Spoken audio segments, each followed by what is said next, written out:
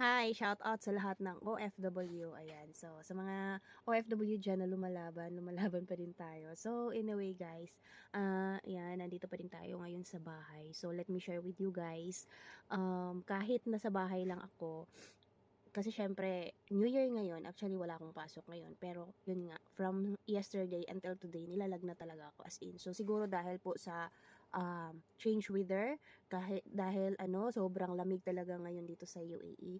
And ang kagandahan lang dito guys, kasi kahit nasa bahay ako, kahit may sakit ako, manageable po yung negosyo ko.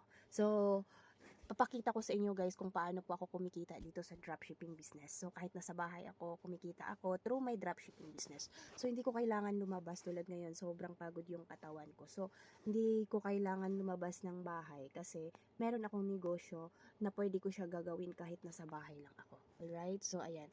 So, dito po sa dropshipping business guys, ayan. So, kita niyo meron akong mga product dyan.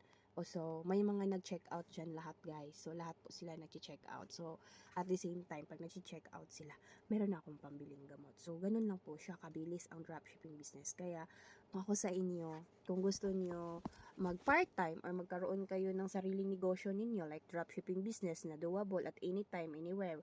Kasi hindi natin alam at hindi natin hawak ang health talaga. So, mas maganda talaga na kahit nasa bahay lang tayo, kumikita tayo, 'di ba? So, guys, kung ako sa inyo mag-dropshipping business na kayo and message nyo lang ako, iga-guide kita. See you!